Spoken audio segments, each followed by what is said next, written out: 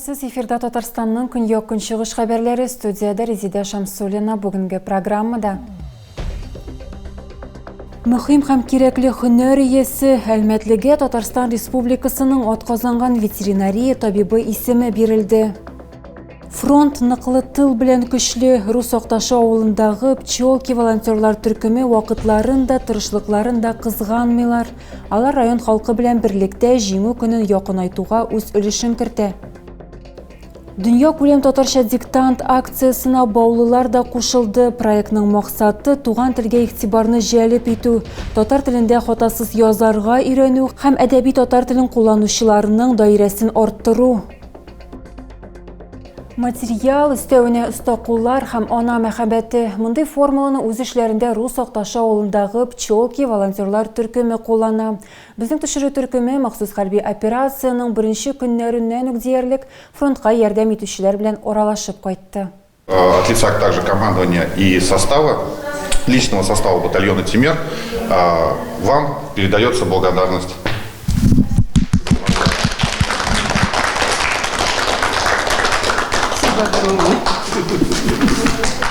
Рус Акташыннан пчелки волонтерлар штабы өчен фронттан бу беренче генә рәхмәт хатлары түгел. Аркадий Кульков, десантчылар берлеге вәкиле. Ул махсус хәрби операция зонасына гуманитар йөк ташуда ярдәм итүчеләрнең берсе. Ежедневно поступают заявки от бойцов на те или иные вещи. Көн сайын хәрбиләрдән теге яки бу әйберләргә заказлар килә. Без ала алмаган предметлар бар, кайберләр өчен вакыт һәм ниндидер чаралар таләп ителә. Ләкин без буларның барысын да җибәрәбез. Анда безнең Россия егетләре, минем кайсы ноктага баруым мөһим түгел. Безнең Союз һәм Әлмәтнең, Акташның битараф булмаган халкы безнең илебезнең егетләренә ярдәм итә. Пчелки штабы үз эшчәнлеген Донецк халкына ярдәм итүдән башлады. Аннары мобилизация башланды, аның белән яңа максатлар.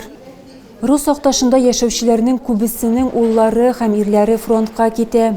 Шуңа күрә авыл халкы волонтерлар төркеменә ярдәм итә һәм алар белән иңне-иңгә куеп эшли. Волонтерлар тиздән саклагыч шелтәрләре урынына җиңү әләмнәре тегәчәкләренә ышаналар. Әлмәтлегә Татарстан Республикасының атказанган ветеринария табибы исеме бирелде. Бүләкләү тантанасы Казан Экспо күргәзмә үзәгендә авыл хуҗалыгы һәм эшкәртү сәнәгате хезмәткәрләре көнен бәйрәм итү кысаларында үтте. Күкрәк билгесен республика рәисе Рөстәм Миңнеханов кулыннан Илдар Ахунов алды. Белгеч сөт товар комплексында өлкән ветеринария табибы булып эшли. Бу өлкәдә ул инде 36 ел хезмәт куя.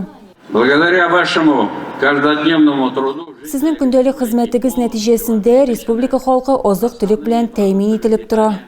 Республикада имин һәм сыйфатлы автомобиль юллары программасы буенча эшләр дәвам итә. Узган ел 14 километрдан артык узынлыктагы төбәк әһәмиятендәге трассалар участокларына ремонт ясалган. Быел Әлмәт районында 3 километрга якын юл яңартылды.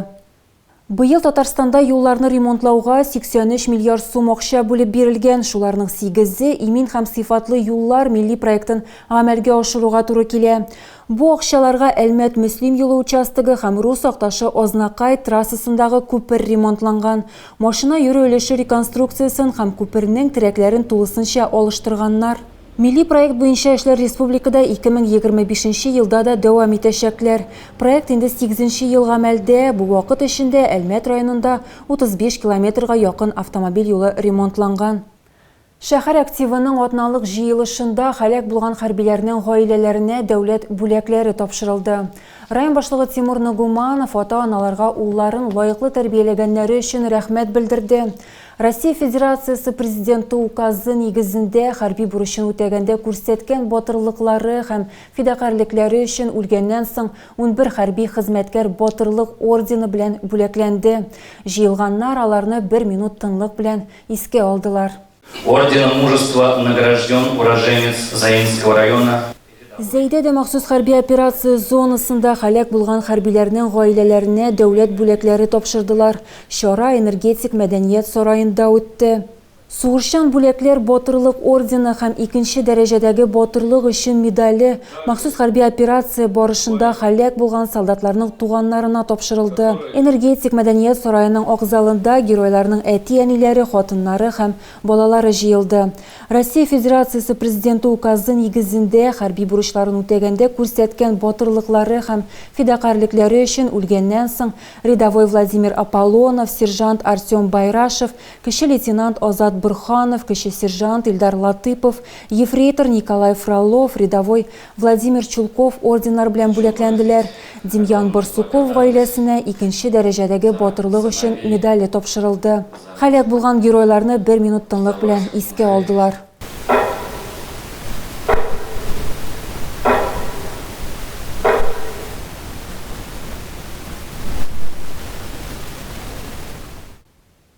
Бөек Ватан сугышында җиңүнең 80 еллыгын бәйрәм итүгә әзерлекне башларга вакыт. Бу хакта эшлекле Дүшәмбедә Әлмәт районы башлыгы Тимур Нугуманов белдерде.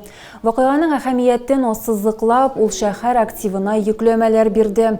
Аерым алганда, һәйкәлләрнең һәм башка истәлекле урыннарның торышын тикшерергә, ветераннарның каберләрен тәртипкә китерергә һәм башкалар. Әлмәттән 36 000 бала район башлыгыннан яңа ел бүләкләре алачак. Алар балалар бакчаларына йөрүчеләр һәм шулай ук дәүләт һәм муниципаль белем бирү учрежденияларыннан 1-нче сыйныфтан 8-нче сыйныфка кадәр укучылар. Ата-аналары махсус хәрби операциядә катнашкан балалар шулай ук сертификатлар алачак.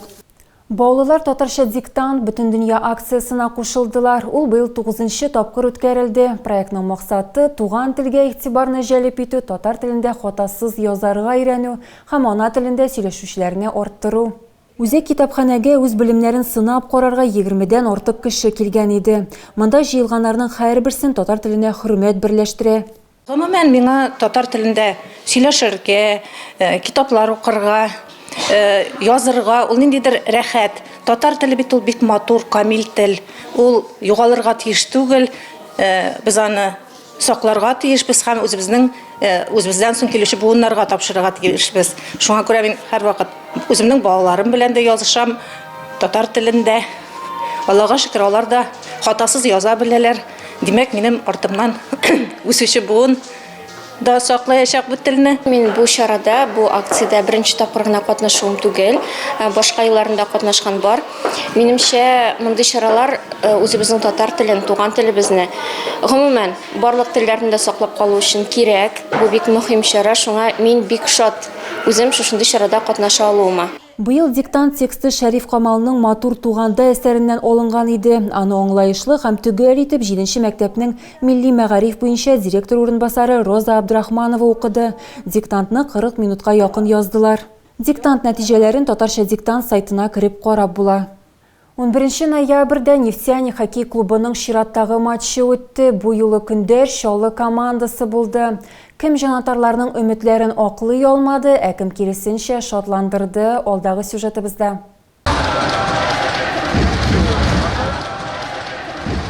Беренче период башында ике команда да күпчелектә уйнады, ләкин берсе дә вазгыятьтән файдалана алмады. Исәп тигез составларда ачылды. Ислам Хәсәнов Әлмәт командасын алга чыгарды.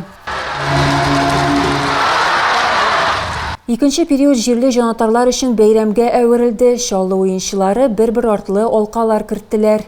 Икенче тәнәфескә уенның исәбе 5-1 иде.